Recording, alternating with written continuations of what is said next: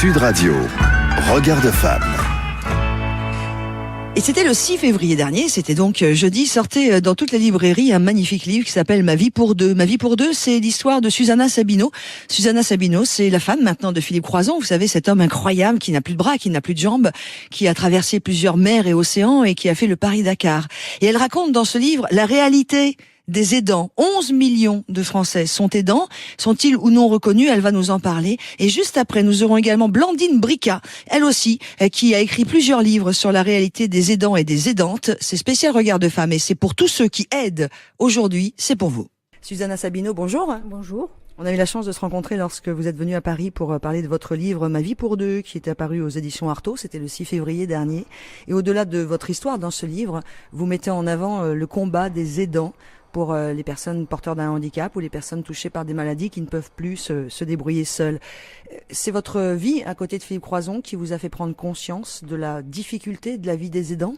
Exactement, parce que je vis avec une personne handicapée qui n'a plus ses bras ni ses jambes, donc ce qui fait que on doit intervenir énormément pour l'aider. Et donc, je ne savais même pas moi-même que j'étais aidante il y a encore 10 mois. C'est en commençant à écrire mon livre Ma vie pour deux que Emmanuel m'apprend que je suis aidante. Et j'ai tapé sur l'ordinateur aidante ou association d'aidants. Et là, j'ai vu qu'il y avait pas mal de gens. Il y avait 11 millions d'aidants. Il y a 11 millions d'aidants en France qui sont pas reconnus. Et qu'il y avait pas mal d'associations aujourd'hui qui proposaient des services pour aider l'aidant. Et si j'avais su que ces services-là existaient, je m'en serais servi aussi.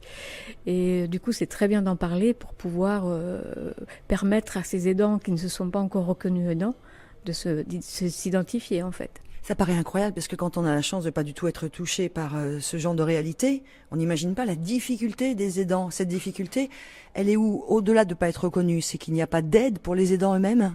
Alors c'est en fait par exemple pour une maman et un papa qui ont un enfant handicapé, c'est 24 heures sur 24, 7 jours sur 7 de surveillance de leur enfant. Donc il y en a toujours un qui va quitter son travail pour pouvoir s'occuper de l'enfant à la journée. Et donc on se retrouve qu'avec un salaire déjà, ce qui coupe quand même énormément le train de vie de ce couple. Et en plus de ça, il y a des paperasses, mais à ne plus en finir. Quand l'enfant est lourdement handicapé, il faut du matériel, et du matériel qui coûte très cher, donc il faut trouver des budgets pour ça, c'est pas évident du tout. Il faut trouver des personnels soignants, du temps.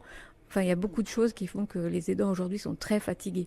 Et là, on parle évidemment des aidants pour les enfants, mais il y a aussi les aidants pour les adultes qui, en général, la santé des aidants est plus mise en danger, presque que la santé de la personne dont ils s'occupent. Ah oui, la vie des aidants est souvent plus courte que celle des aidés, parce qu'on est fatigué, on est usé. Et selon vous, Susanna Sabino, qu'est-ce qu'on pourrait faire aujourd'hui pour changer cette réalité sur les 11 millions de personnes qui sont aidantes? Alors les 11 millions de personnes qui sont aidantes, qui sont invisibles aujourd'hui, et auraient besoin d'être reconnues.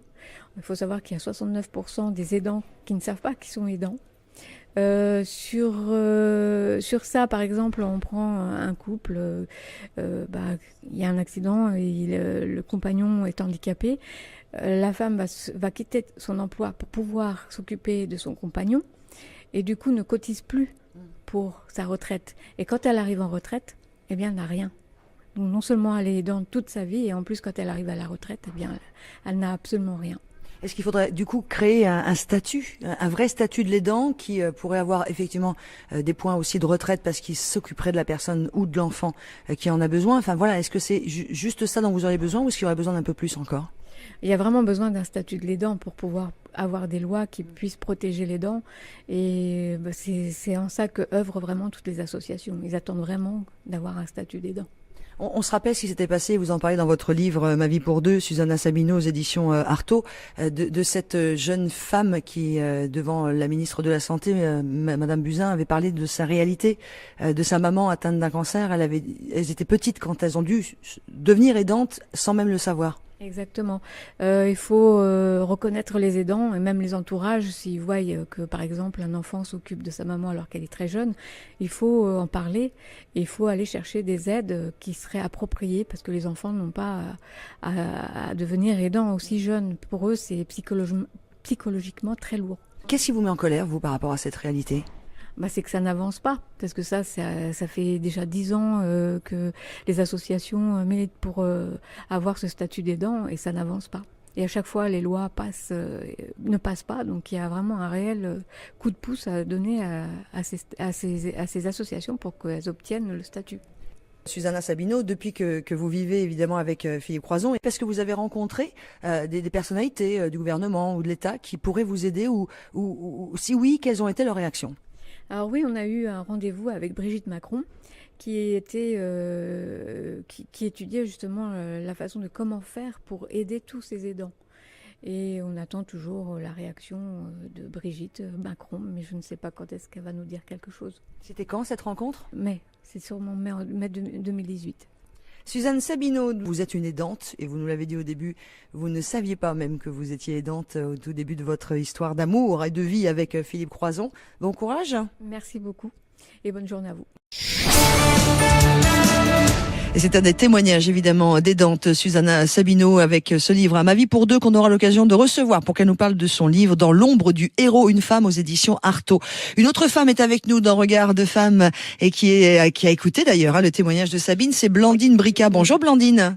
Bonjour. Alors vous êtes à la fois rédactrice, animatrice d'ateliers d'écriture créative, vous êtes formatrice, etc. Et surtout, vous avez aussi récolté d'énormes témoignages, plusieurs livres à votre compte, dont celui qui vient de sortir, Des liens presque ordinaires. Parce que voilà, vous parlez beaucoup des aidants, vous aussi, vous connaissez cette réalité.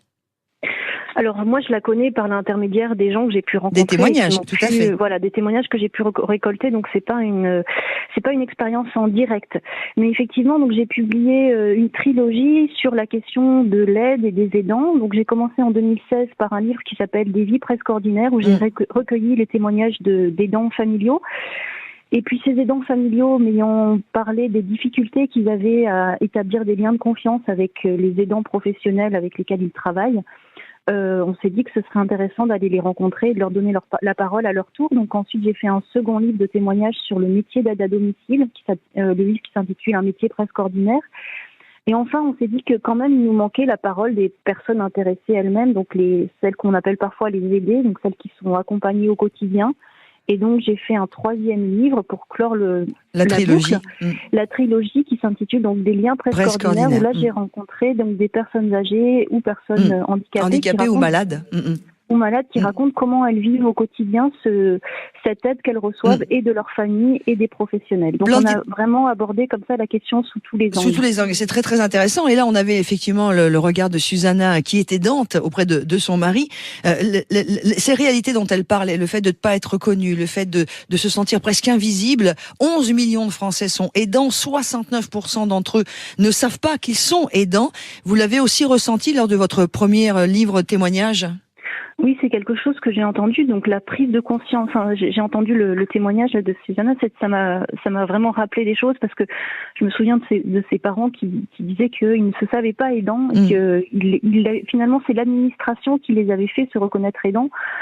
Parce qu'au moment de remplir des fiches d'impôt, par exemple, et qu'il y avait parfois une grande culpabilité à se reconnaître aidant parce que ça voulait dire qu'on n'était plus exactement le parent de son enfant, par exemple. Ouais. Ça décalait un petit peu la relation et que c'est comme si ça faisait peser une culpabilité sur l'enfant handicapé, par exemple. Cette prise de conscience qu'on faisait des choses pour lui qu'on ne faisait pas pour un autre enfant, par exemple. C'est-à-dire qu'il y a un côté psychologique également qui est très important et qui peut être très lourd quand on est aidant familial. Oui.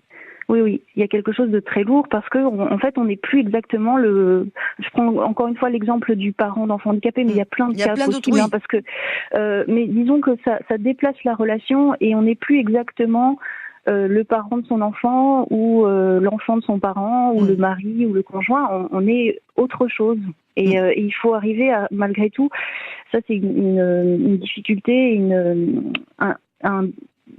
souffrance qu'on entend souvent de la part des personnes qui n'arrivent plus à être, par exemple, le parent de leur enfant. Ils ont l'impression qu'ils sont devenus autre chose. Ou même Ou même Et la c'est très femme. douloureux, ça. Ou même la femme Oui. de son compagnon, ou inversement, Oui. le mari de sa femme. Et c'est vrai que c'est une réalité que je voulais mettre en avant. On aura l'occasion d'en reparler parce qu'il y a une vraie réalité. 11 millions de Français sont aidants. 69% ne le savent pas. Et il y a toutes ces conséquences également sur le côté administratif. Il y a toutes ces conséquences de salaire, de perte de retraite, parce que quand vous arrêtez de travailler, après, il y a un moment où vous n'êtes plus en train de cotiser pour aider la personne que vous accompagnez. Il y a une vraie réalité en France qui malheureusement n'est pas reconnue et c'est un peu dommage. Et Sud Radio, parlons vrai, on continuera de suivre le dossier. Merci beaucoup, Blandine Bricka, d'être intervenue et d'avoir accepté de donner votre témoignage. Je rappelle votre dernier livre de cette trilogie, Des liens presque ordinaires, et c'est aux éditions de l'Atelier. Bon week-end. Merci beaucoup. Bon week-end à vous. Au revoir. Merci, au revoir.